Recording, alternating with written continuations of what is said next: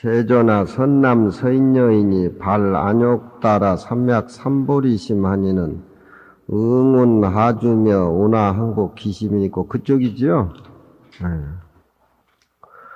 금강경을 펴기 전에 금강경을 공부하는 우리 학인 입장에서는 부처님이 자리를 깔고 앉아 계시는 그 모습으로 항상 돌아가 있어야 됩니다. 부처님이 자리를 깔고 앉아 계시는 그 모습. 금강경에서는 그것이 금강경 전체의 대이고 금강경 눈이고 바로 부처님의 뿌리인 생명의 근원자리고 우리의 본래 모습입니다. 자리를 깔고 앉아있는 그 모습에서 자리를 깔고 앉아서 조용히 앉아 계시는 그 모습에서 선적인 의미를 찾아보자면은 바로 텅 비어있는 허공 속에 텅 비어있는 우리 마음 속에 뼈가 있다. 그것을 우리는 알아야 됩니다. 텅 비어버리니까 그냥 조용한 상태로 무기공에 비어있는 자체로 단멸적인 의미를 지녀서 빠져버리는 것이 아니라 비어버린 상태에서 전체에 드러나는 모습은 바로 그것은 허공의 뼈라고 조사쌤들은 읊고 있습니다. 허공에 뼈가 있든지 허공이 텅 비어 있든지 간에 부처님이 자리를 깔고 조용히 앉아 계시는 그 모습은 바로 허공이다 뼈다. 그것을 초월한 그런 우주 진리의 덩어리인 겁니다. 그것이 바로 금강경을 통해서 스님이 강의하는 그런 내용의 뜻을 알고 또 우리가 서로 토론하고 탁마해서 이루어진 것이 아니라 본래 우리가 갖추어 있다라고 하는 것, 바로 우리 본래 모습이라고 하는 것, 우리 것이라고 하는 것, 내 것이라고 하는 것, 우주 전체의 것이라고 하는 것, 그것이 바로 삼라만상을 만들어내고 모든 있는 차별의 세계가 거기서 나왔다라고 하는 것, 이걸 우리는 챙겨야 비로소 부처님하고 가깝고 우리는 공부하는 학인이라고 생각할 수가 있습니다. 부처님이 자리를 깔고 앉아 계시는 그 모습의 근본 진리를 모르다 보니까 수보리가 부처님의 모습을 통해서 부처님이 자기 깨달음의 안주에 계실 수 없는 분위기를 만들어가지고 부처님에게 천기누설을 하도록 유도하는 것이 바로 수보리 존자가 희유세조나 이렇게 말이 나온 겁니다. 희유란 말은 불가사의 하는 것이고 우리가 생각할 수 없는 것이고 있는 것이 없는 것이 언어라는 것, 고요한 침묵이라는 것 다 끊어진 상태에서 나오는 불가사의한 희유, 바로 부처님의 앉아 계시는 모습에서 수보리 존자는 부처님을 끌어내는 그런 어떤 방편적인 말씀입니다. 부처님이 앉아 계시는 모습을 다 깨닫고 중생이 알았다라고 하면은 부처님이 금강경 설할 필요도 없는 것입니다. 부처님은 그 희유한 그 자리를 깨닫기를 위해서 발심한 선남자에게 가르쳐 주시고 우리 부처님 종자가 새로운 생명이 이어지도록 그렇게 법문을 해 주십시오. 그렇게 수보리가 간청한 것이죠. 오늘은 선남자 선여인이 착한 남자 착한 여자, 그러니까 착한 남자 선남자 선여인이라고 하는 것은 처사님하고 보살들을 얘기하는 것인데 선남자 선여인이라는 것은 다 선남자가 선여인이 아닙니다. 좀 수준에 올라가 있는 평탄심을 가지고 있는, 바른 마음을 가지고 있는, 세속적인 모습에 꺼달리지 아니한 수행이 되어 있는 사람, 그런 쪽으로 봐야 되겠죠. 이런 분들이 안욕따라 삼약 삼벌이 최고의 진리를 깨달으려고 하는 사람은 어떻게 그 마음자리에 머물러 있어야 되고, 그 마음자리에 머물러 있는 것으로 끝나는 것이 아니라 우리는 근본 이치가 바로 부처님 마음, 내 마음이라고 하는 것을 알지만, 부처님은 그 마음을 청정하게 수용하고 계시지만 우리는 잠시 생멸심으로 왔다 갔다 하는 마음으로 경전을 통해서, 스님 강의를 통해서 어지간하니 감을 잡지만 그건 순간뿐이고, 혼침에 빠진다든가 망상에 빠진다든가 그런 마음들이 큰 바다같이 물결처럼 날 억누르고 짓밟고 있습니다. 금강경을 강의 듣는 사람만이 다 금강경 뜻을 이해하는 것이 아닙니다.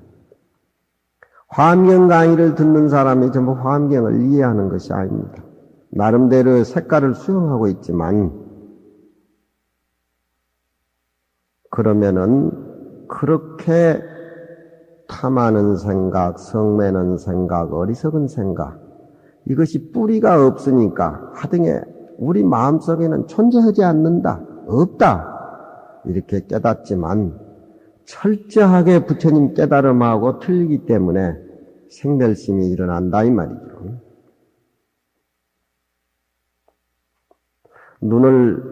눈을 감으면은 졸음이 오고, 눈을 크게 뜨면은 세상의 모든 모습들이, 이의적인 모습들이 나를 얽어매가지고 꼼짝달싹 못하게 하고, 이런 것들이 뜬 마음이고 왔다 갔다 하는 마음이고 상속되는 부질없는 마음 같지만, 이것이 철저하게 없다라고 깨닫지만 자꾸 우린 일상생활 속에 그 카테고리를 못 벗어난다. 그러면 그 마음을 어떻게 항복받아야 되겠는가? 오늘은 그 줄거리입니다. 응운 뻑뻑이 어떻게 머무르며 어떻게 그 마음을 항복받아야 되겠는가? 구체적으로 금강경은 반야바라밀법을 말씀하시기 때문에 반야바라밀법에 우리는 머물러야 된다. 반야바라밀법에 머무르지만 수시로 우리 마음은 점검을 해야 된다. 원초적인 점검을 어떻게 해야 되느냐? 원초적으로 일어나는 우리 마음을 어떻게 항복시켜야 되겠느냐? 뒤에 가면 육조 스님이 일체 생명에 있는 모든 중생들에게 나와 똑같은 공경심을 일으켜야 되는 것이 바로 그 마음을 항복시키는 것이다. 일체 중생을 우리가 구분하니까 아상인상 중생상이 벌어지는 겁니다. 요즘 제가 안국동에 있으면서 기독교가 뭔지 카톨릭교가 뭔지 그전 몰랐는데, 카톨릭교는 좀 깊은 거고 기독교는 좀 옅은 것 같이 그렇게 보이는데, 우리 인간은 빈약하고 약하고 모자라기 때문에 하느님에게 기도를 하고 감사를 드리고 하면은 하느님의 성령이 내 육체적인 내 몸에 들어와서, 그렇기 때문에 우리 인간이 하느님을 통해서 부활을 하고 기적을 나타내고 불가사의한 일을 행할 수가 있다. 그런 얘기들을 계속 강조하고 찬양하고 강의를 하고 신부 목사들이 그런데 우리 불교는 그렇게 얘기 안 해요. 하느님과 나와 둘이 관계라고 하면은 벌써 그건 전쟁이 일어나고 차별이 일어나고 행복은 멀리 간 겁니다. 우리 불교는 내가 중심이 돼요. 내가 하느님이고 내가 부처님이고 내가 관세음보살이고 내가 문수보살이고 보현보살이지, 내가 하느님을 받아들일 수 있는 하느님의 위대한 본래의 내 부채짜리 성불이 있기 때문에 하느님이 나오고 대화가 되는 것이지, 내가 없는데 기도를 통해서 하느님이 들어온다라고 해가지고 기적이 일어나고 부활이 된다는 말은 그건 시와 비가 벌어지는 전쟁을 야기시키고 네 정견이 내 정견이 해가지고 더 엄청스러운 사상의 그런 어떤 반란을 일으키는 겁니다. 우리 동양 종교는 그런 게 없어요. 부처님도 내 친구고 하느님도 내 도반이고 나와 똑같이 그렇게 취급하는 겁니다.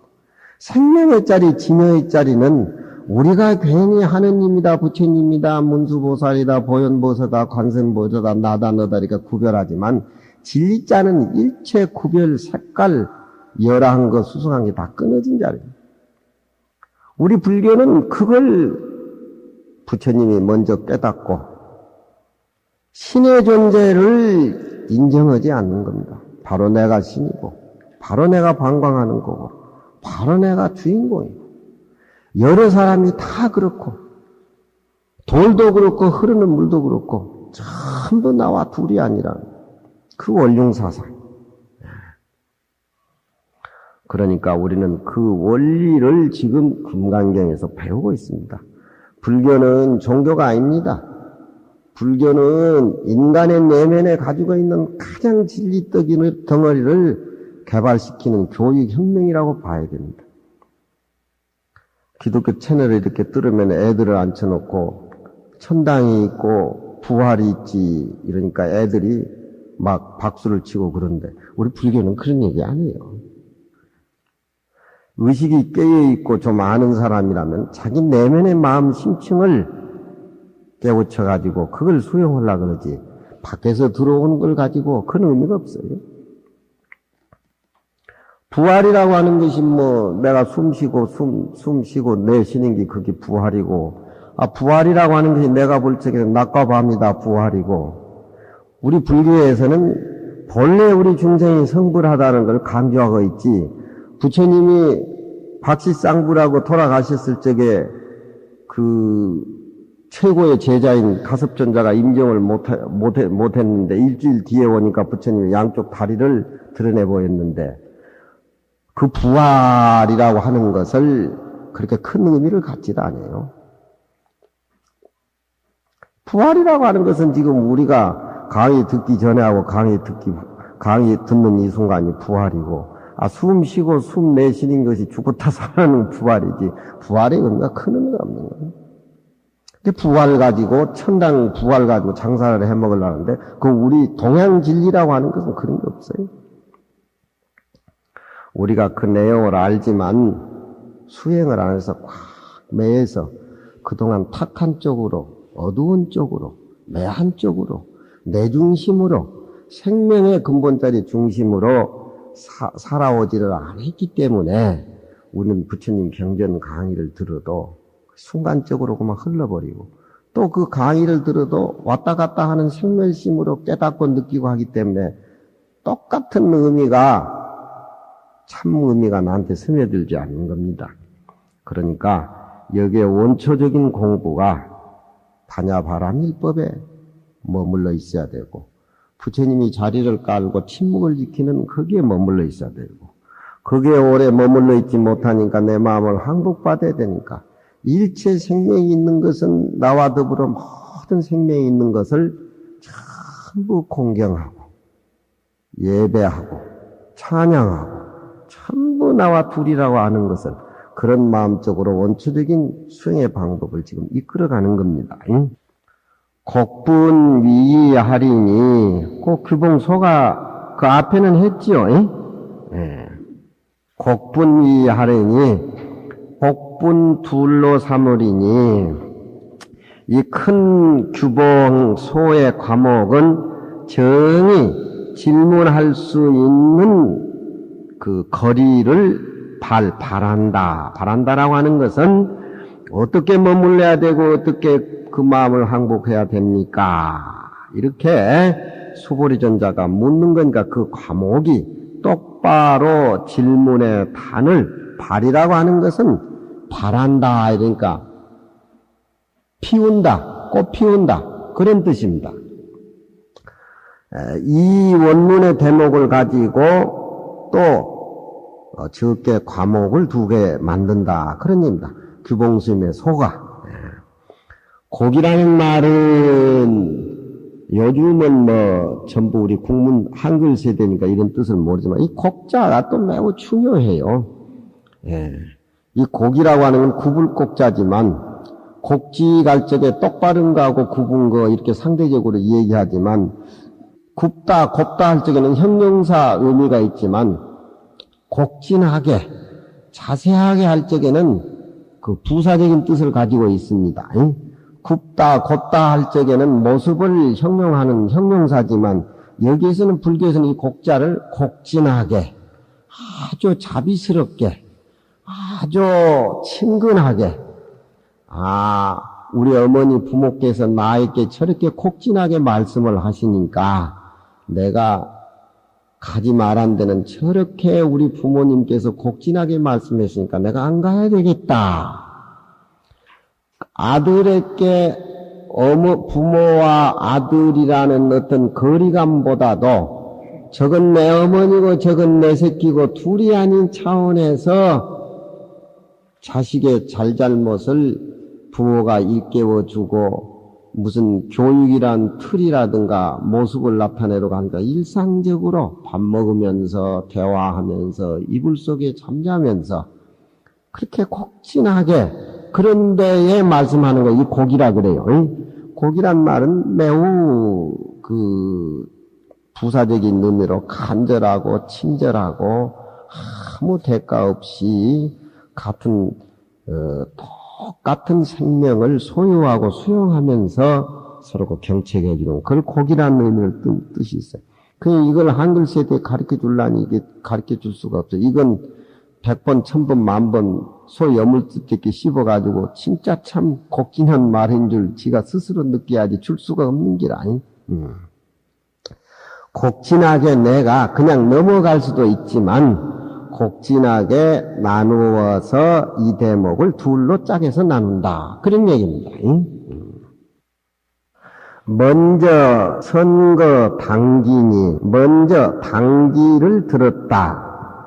당이란 말은 마땅하다는 뜻이고 기라고 하는 것은 기틀이라 하니까 그 수준에 머물러 있는 모든 사람들 그러니까 당기는 이 안욕따라 삼약삼보리 부처님의 진리 최고의 진리를 깨달을 수 있는 그 사람들 선을 그 사람들 학력을 그 사람들의 수행의 도반을 당기라 그래요.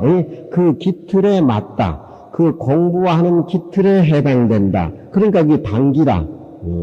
당기라는 말은 다문이 금강경 공부를 하겠지만 금강경 이해를 못하면 당기가 안 되는 거예요. 금강경 공부할 수 있는 그 기틀에 해당하는 사람. 그게 당기란 말이에요. 그러니까 우리가 금강경 얘기를 하지만 이 금강경 강의받는 단기에 몇이나 해당이 될까? 그렇게 한번 생각해 보면 돼요. 그러니까 먼저 기틀에 해당하는 사람을 들춰냈으니 그렇죠. 안욕따라 삼약 삼보리심한 이 공부하는 사람 해당 그런 거죠.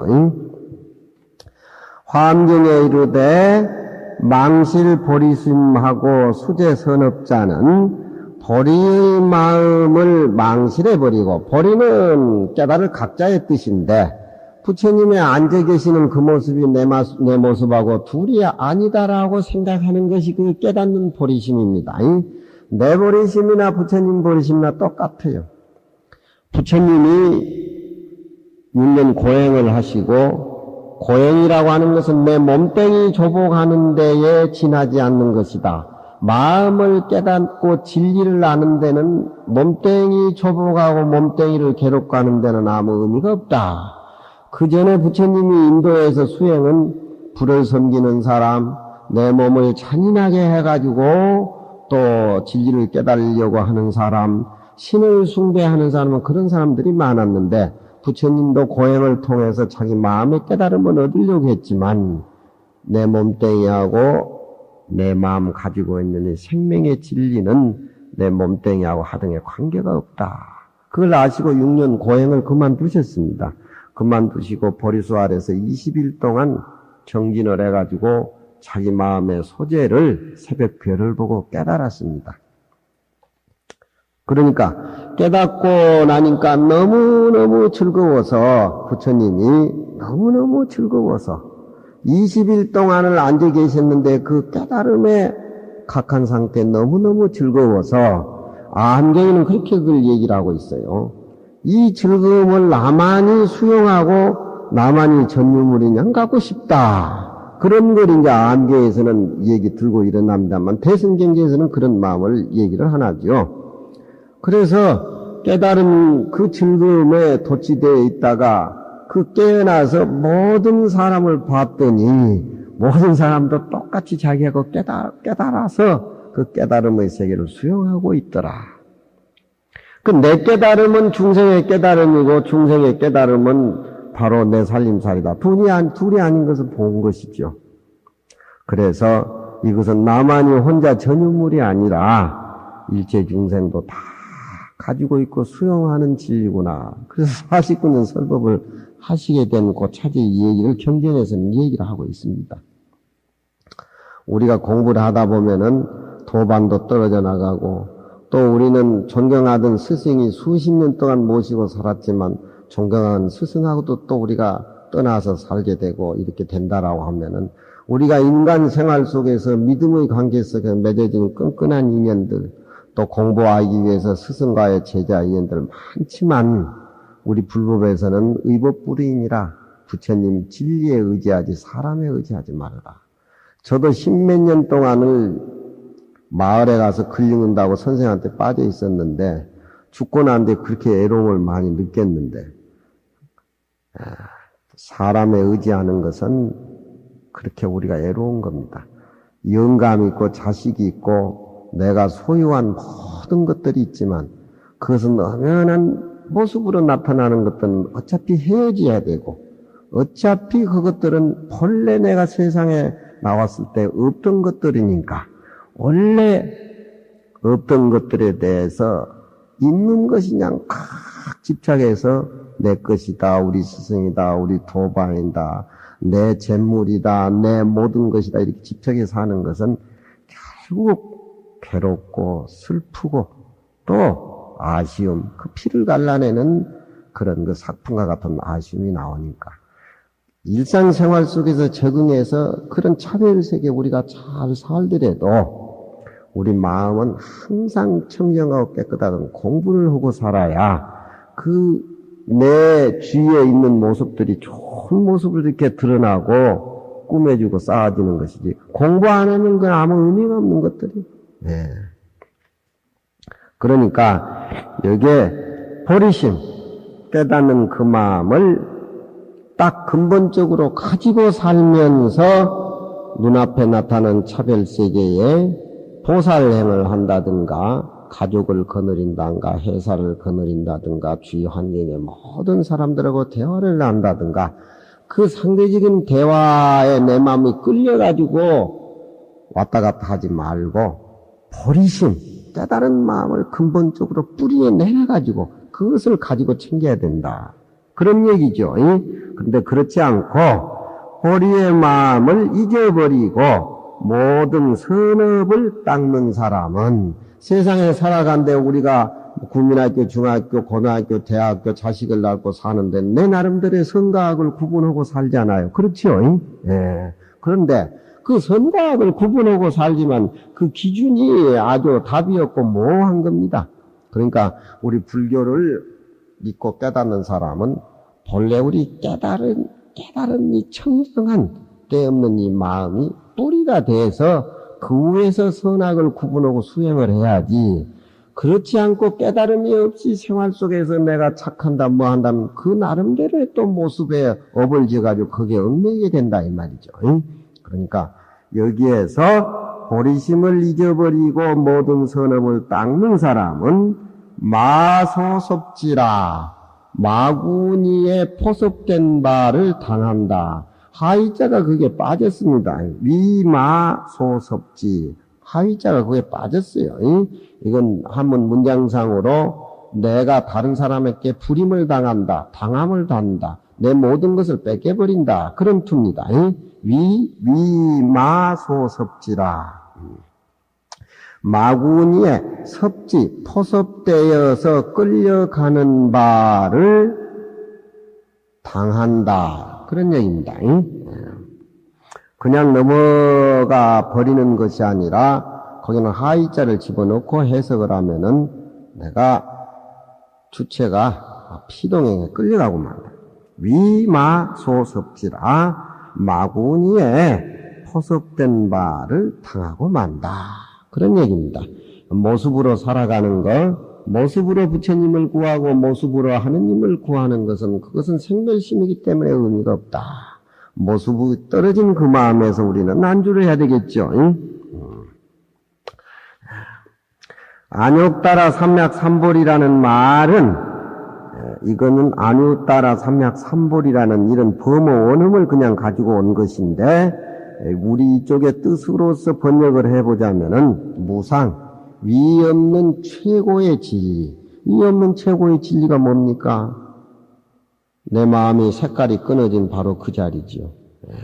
바로 그것이 위 없는 진리고 또 그 마음은 위 없는 진리 그 마음은 우리는 위 없는 진리를 깨닫지 못했기 때문에 자꾸 차별색에 집착을 가져오지만 위 없는 진리는 보편 타당성한 만유의 이치이기 때문에 그 나름대로에 다 적응이 돼서 수용이 되는 겁니다. 그래서 똑바로 이 우주에 충만하고 두루한 이치, 정각, 깨달음 자체는 우리는 뭐 여러 가지겠지만 생명의 근원자리를 깨닫는 것이 그것이 정각입니다. 정각, 내 생명에. 그러니까 무상, 정변, 정각을 안욕따라 삼약삼보리에서 이렇게 표현할 수가 있는데 무상, 정변, 정각 얘기를 다 풀이하자면 팔만 대장경이 들썩거리니까 요약해가지고 무상, 정변, 정각이라 이렇게 표현한 겁니다.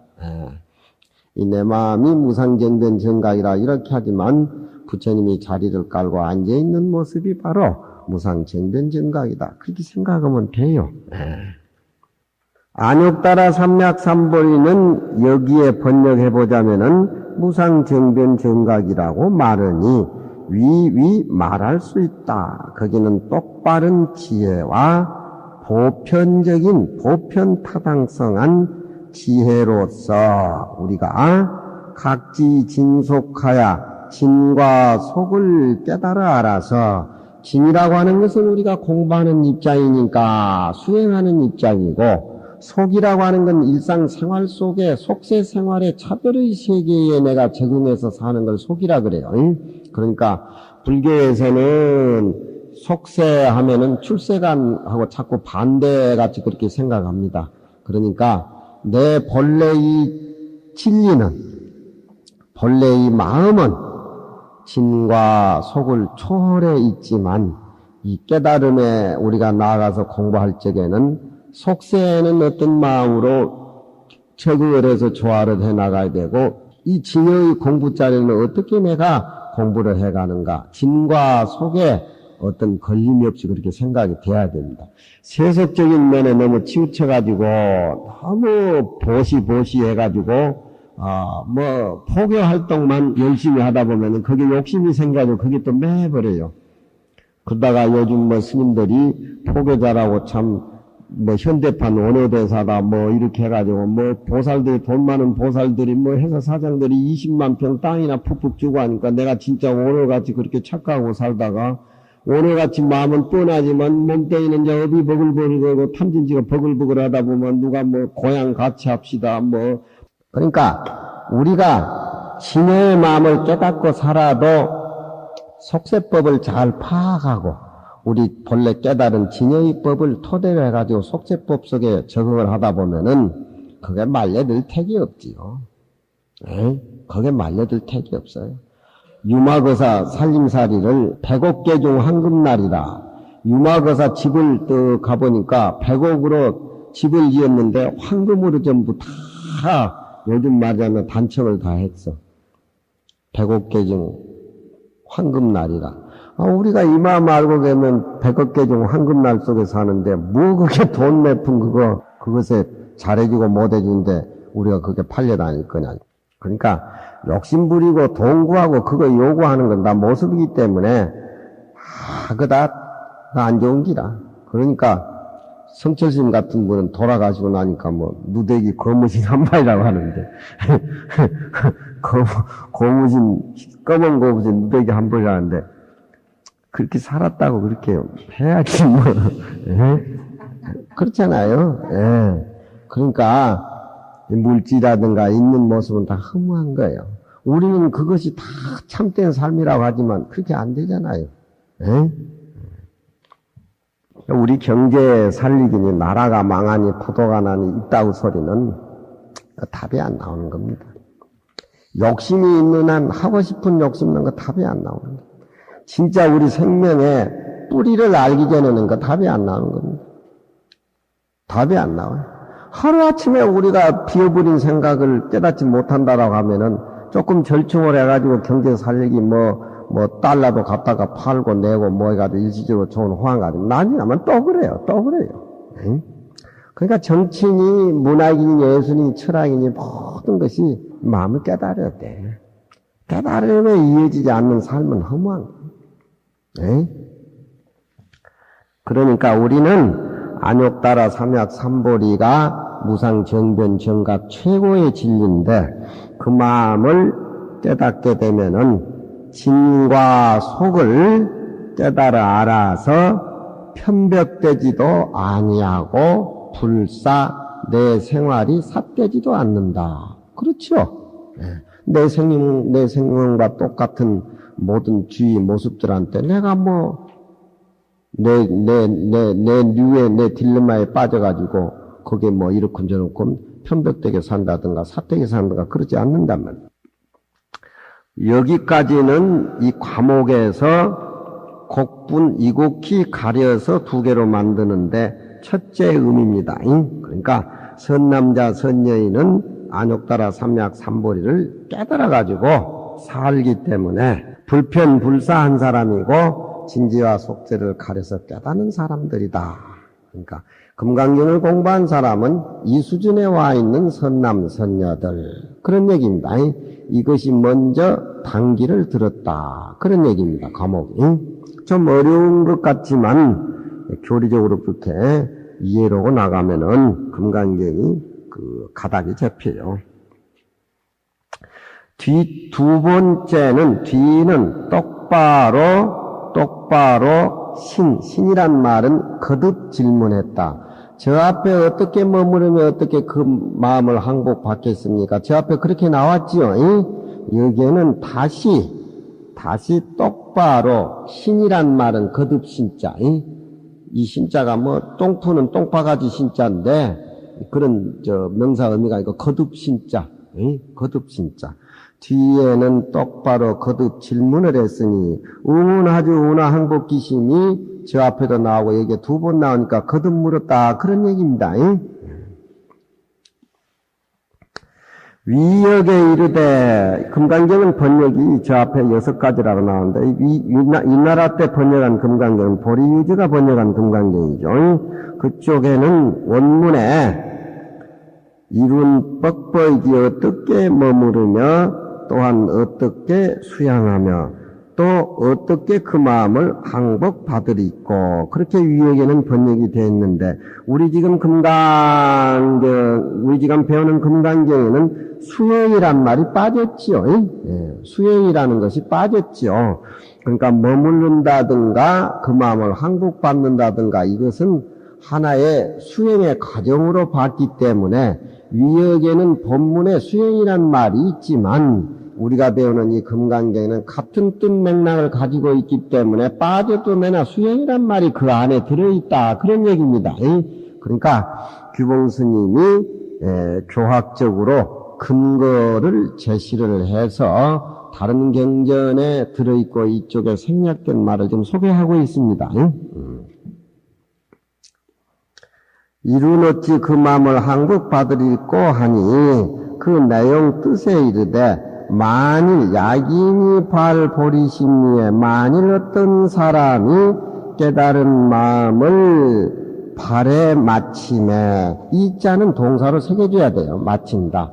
보리심을 발하고 나서 이 마음의 진리가 부처님 마음하고 내 마음하고 똑같다는 철저한 깨달음을 이해를 해서 그 깨달음을 이해하는 그 진리를 실천 생활 속에서 내 것을 만들려면 수행을 해야 되기 때문에 1차적으로 보리의 마음을 발심에 마침에 그 다음에 주하 경계며 어떤 경계에 머물러 있어야 되느냐.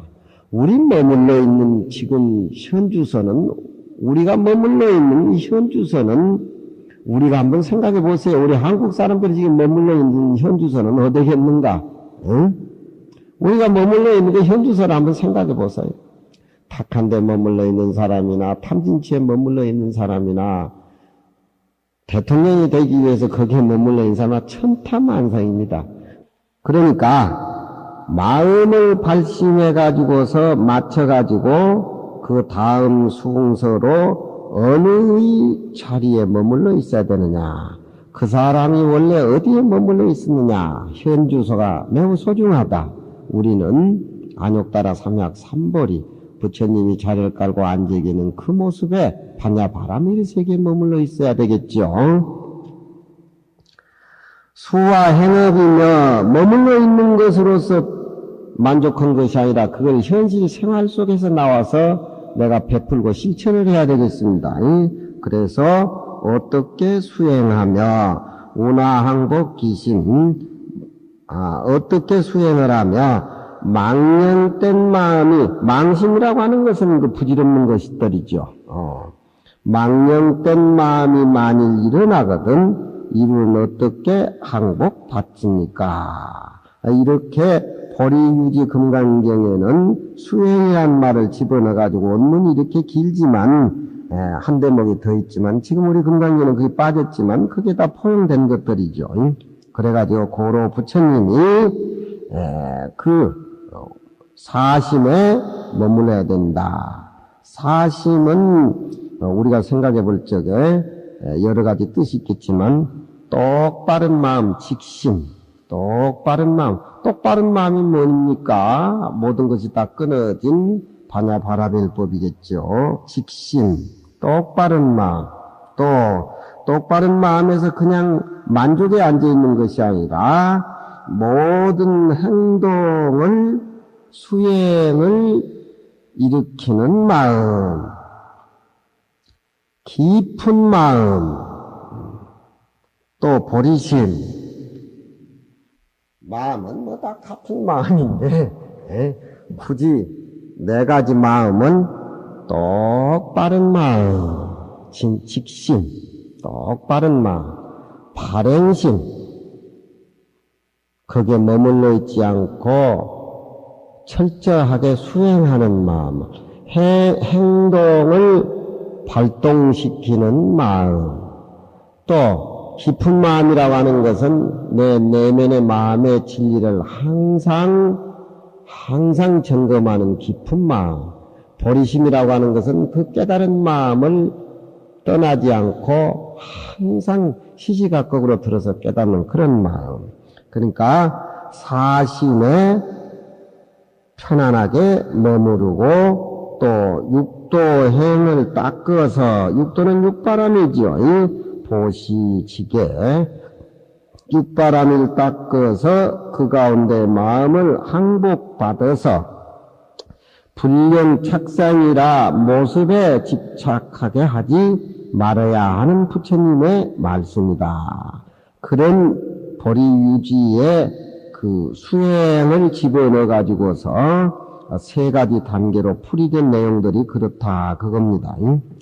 금강경에는 모습에 집착하지 말아라. 그는 모습 때문에 자기 자신도 망하고 식구도 망하고 나라도 망한다. 그 모습이라.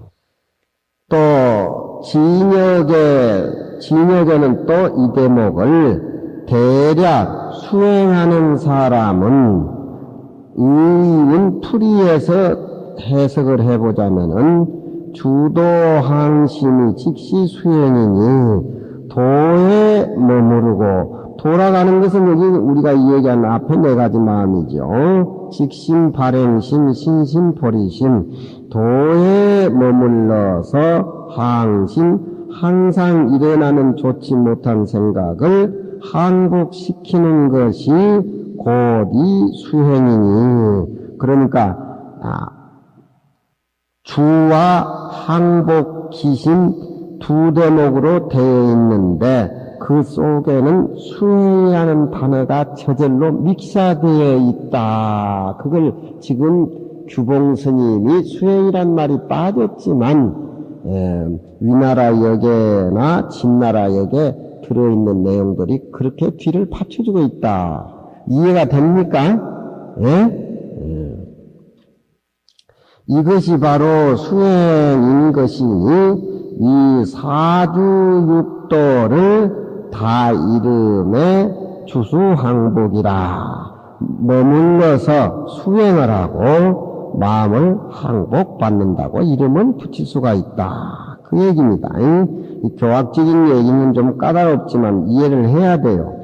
고로 또 무착이 이르되 주는 어떻게 우리가 머물러야 되는가? 이 주라고 하는 것은 머무른 상태는 가만히 앉아서 취침하는 것이 아니고, 욕이라고 하는 것은 내가 하고자 하는 그런 어떤 발심해가지고 중생을 제도해야 되겠다. 일체 중생을 공경해야 되겠다.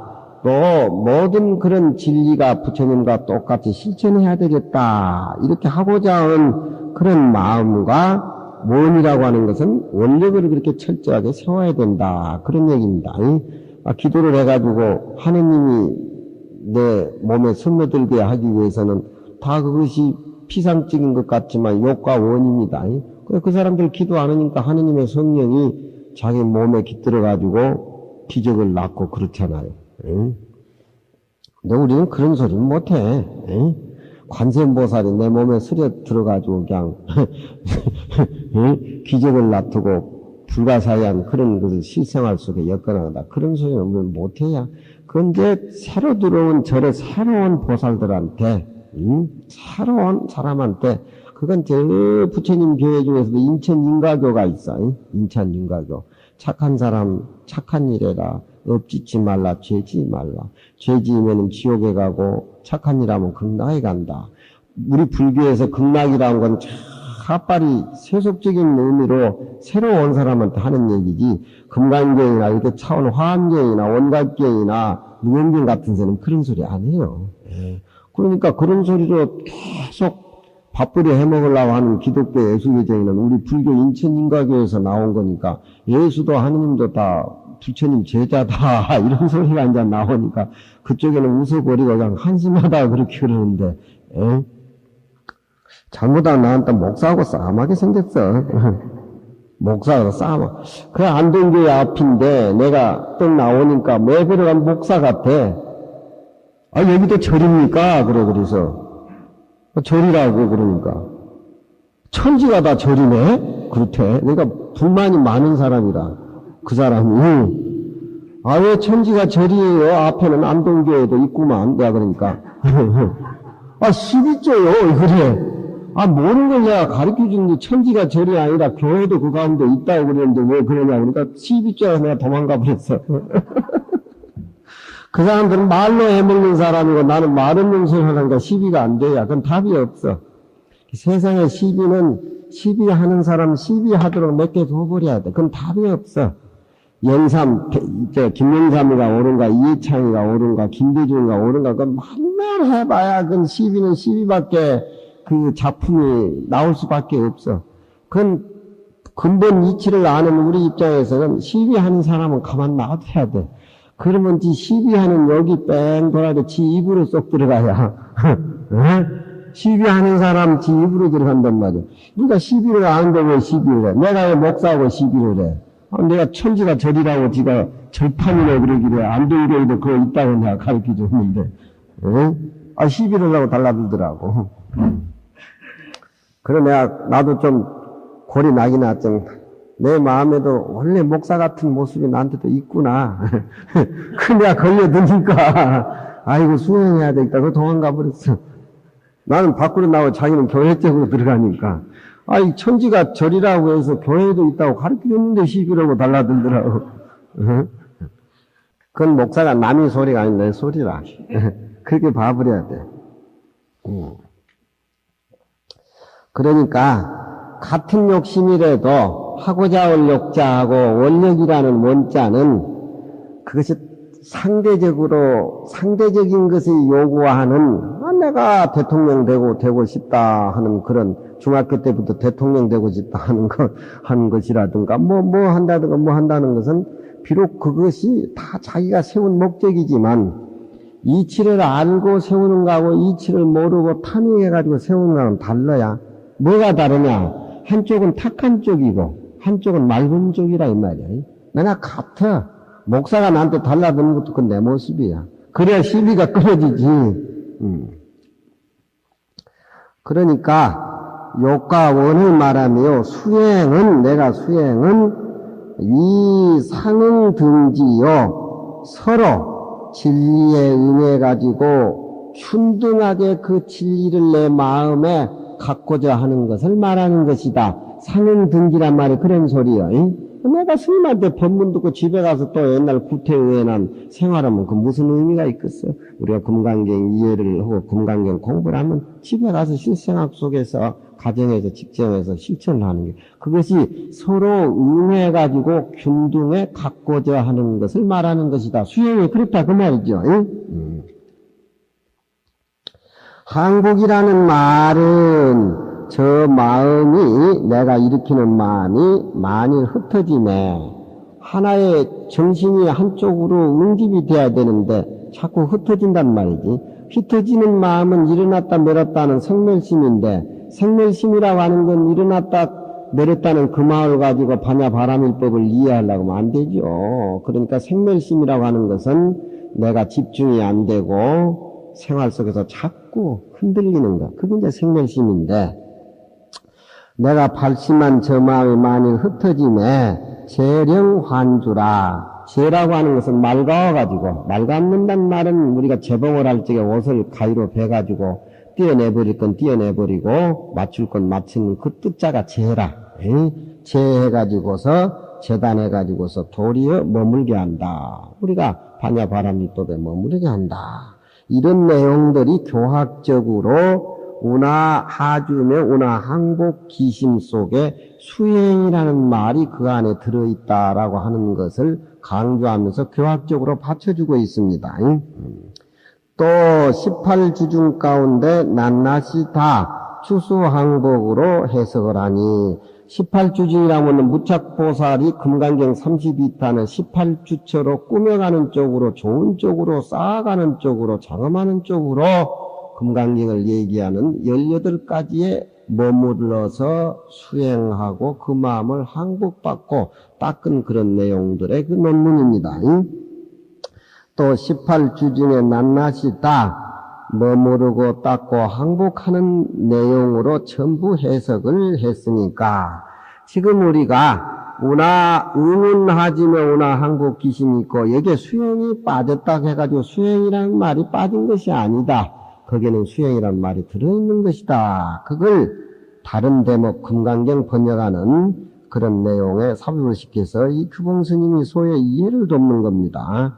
고지, 야기, 수삼이나 고로, 알라 그 뜻을 잡아가지고서 비록 셋이라고 하나 셋이라고 얘기를 하나 머무를 주자 수행할 닦을 수자 그 마음을 항복받는다는 항복항자 이 대목에 세 가지 뜻이 구비되어 있으나 수행 자체는 시 하나로 결성을 되고 결국 수행이다.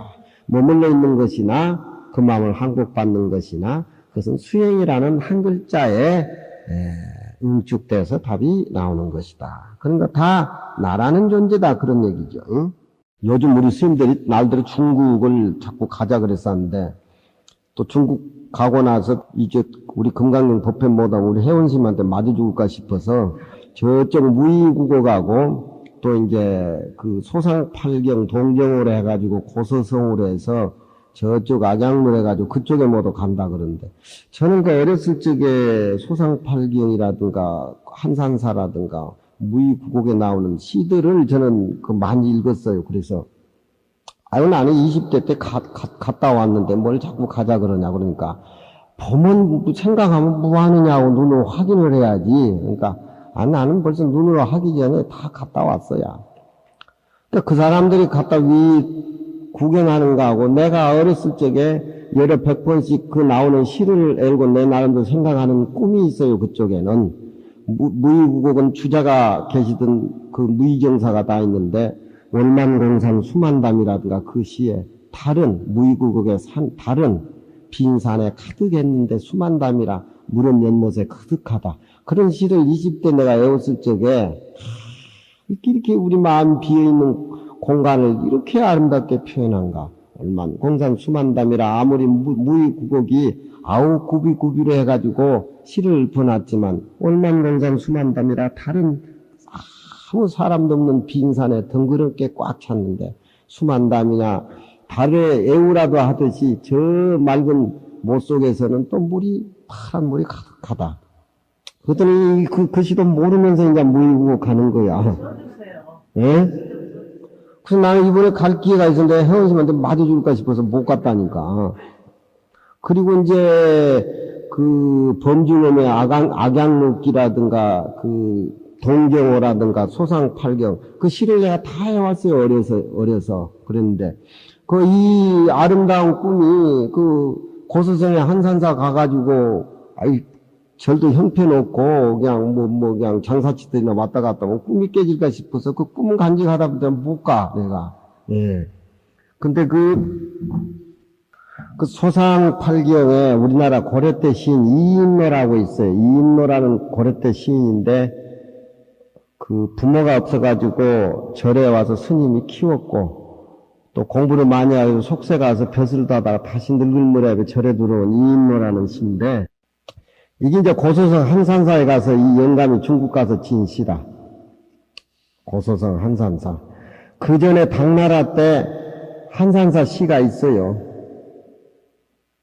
장계라는 당나라 때 이백이 두보하고 같은 시대에 장계라는 시인이 있었는데 시치고는 삼류시밖에 못 지었는데 고서성의 한산사 야반종선이 도곡성이라 그 풍교 야박이라는 다리 밑에 자면서 새벽에 그 한산사 종소리를 듣고 고서성의 한산사 고서성 밖에 한산사 새벽 종소리가 나그네가 자는 뱃전을 두드른다. 그 시를 이 장계라는 사람이 지어가지고 아주 유명한 시인이 돼서 일본 사람들이 그 시를 제일 좋아하고 지금 중공에 간 사람들은 한산사 가면 돌에 새겨져 있는 탁보는 시를 전부 사가지고 오는데 쓴 대가 글씨보다 더 비싸다 그래. 그 쌍계사 있을 때 그 칠불의 스님이 또 중공 가가지고 그 시를 사다 줘가 내가 이제 작품을 했는데 그 시보다는 내가 우리나라 고려 때 이인노가 그 한산사가 지은 시가 더 마음에 닿아요. 천혜석경을 한산사 가는 길입니다. 한산사. 천혜석경을 백운봉 1000번이나 한산사 올라가는데 바위 틈바구 돌 사이 노송 사이 1000번이나 뱅글뱅글 돌면서 1000번이나 뱅글뱅글 돌면서 돌길을 1000번이나 뱅글뱅글 돌면서 산에 올라가는데 한산사 절은 보이지 않고 흰 구름 덩어리가 딱 봉해버렸어. 저 흰 구름 가운데 한산사가 있기는 있지만 구름이 덮어가지고 1000번이나 돌길을 돌고 돌면서 그게 우리 마음 수행이라 여기 절에 올라가는 게 벼슬아치 드는 한산사 가서 대통령 되기를 또 기도하겠지만 천혜석경을 백운봉하니 1000번이나 돌길을 돌고 돌아서 절을 찾아가는데 고서성에 한산사가 있는데 백운봉 흰 구름 한 덩어리가 저를 딱 봉해버렸다 이 말이에요. 저 봉투에 돈 넣고 봉하듯이. 그 올라가는 마음 돌길을 돌아서 올라가는 마음 저기가 절이다 싶은데 흰 구름이 딱 봉했으니 그 한 마음을 한번 서서 생각해 봐요. 그걸 느끼는 시인의 마음이나 우리가 그 시를 보고 느끼는 이 마음은 둘이 마음이 아닙니다. 흰 구름이나 돌기나 내 마음밖에 있는 것이 아니에요. 내가 그걸 알고 소유하고 있기 때문에, 원래 가지고 있기 때문에 내가 느끼는 겁니다. 근데 불교를 모르는 사람은 밖의 경계로 취급해버리고 나와 구분 안 한단 말이에요. 불교는 그렇게 시를 해석하면 안 돼요. 1000번이나 돌길을 돌아서 올라갔는데 흰 구름이, 뭉탱이 흰 구름이 딱 봉해버렸다. 그 앉아서 한번 생각해 보세요. 암수가 창창 만생농이라 오전에부터 올라가지고 맞이 질 때 가서 부처님 맞이 올리려고 하는데 길이 너무 멀어가지고 저녁 석양이 낙조가 질 때 이제 올라간 거예요. 암수가 창창 만생농이라 바위 사이에 있는 늙은 소나무들이 푸릇푸릇해가지고 거기에 지는 석양의 낙조가 물어놓다. 그냥 비치는 게 아니라 파랗게 반대 방향에서 낙조가 지는 물들인 그 저녁 노을이 그 산 색깔을 온통 저녁 노을로 물들인 것이, 농이란 말은 아주 짙다 그런 얘기입니다. 아주 짙다. 절은 안 나오는데 어떻게 돼야 되냐 말이야. 절은 안 나오는데 석양에 해는 떨어지고 땅거미는 찾아들고 지유 연방이 장치백이라. 지유란 말은 시에서는 별로 안 쓰지만, 그러니까 이 뜻글을 많이 읽어야 돼. 경전은 원전으로 많이 읽어야 돼. 번역한 거 아무 소용이 없어요. 지유, 이 단어 하는 것이 알기는 알지만, 연방이라면 연꽃연자 방방자니까 한산사 절을 의미합니다. 여기 한산사를 가면서 한산사 절을 시에 사극시키면 이중 중복이 돼서 맛이 없지요. 연꽃으로 쌓여있는 그 한산사 절이 장취벽, 푸른 절벽에 감추어져 있다라고 하는 것을 알기는 알고 짐작은 가지만, 한번 생각해 보세요. 저 제한되어 있는 글자 속에 그 고서성의 한산사 모습이 전체적으로 드러나지 않습니까? 그리고 올라가는 시인의 그 호기심이라든가 두근거리는 마음이라든가 그 여러 가지가 지유 연방이 장치벽, 연방, 연꽃으로 꾸며진 도량이 푸른 절벽 사이에 감춰져 있다라고 하는 것은 알기는 알지만 구름이 딱 봉을 해버렸으니까 안 나타난단 말이에요. 한참 머물러 있는 사이에 호풍이 칠학일성조이라, 호풍이란 말이 또 재미가 있어요. 좋은 바람이, 거슬리지 않는 바람이 하나의 종소리를 띄어다가 내 귀천에다 떨어뜨리고 다시 사라진다 이 말이에요. 그 바로 앞에 있는 것을 바로 앞에 있었는데, 가장 가까이 있었는데, 가을바람도 아니고 겨울바람도 아니고 남풍도 아니고 그렇다고 해서 봄바람도 아니고, 봄바람이면서 가을바람이면서 여름바람이면서 청풍이면서 다 구비된 좋은 바람. 이 좋은 바람이라고 하는 것은 그냥 우리의 보기에 지나칠 수가 없어요. 그만큼 한산사 참배할 수 있는 응분의 어떤 연이 호풍으로 나하고 연결이 되는 겁니다.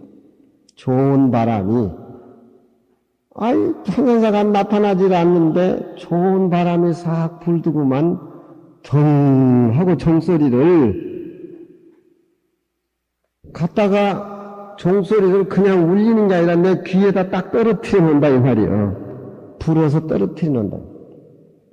우리가 찾고 싶어하는 절이 흰 구름에 가려 있는데 어정어정하다가 종소리를 들었을 적에 그게 무슨 생각이 있겠습니까?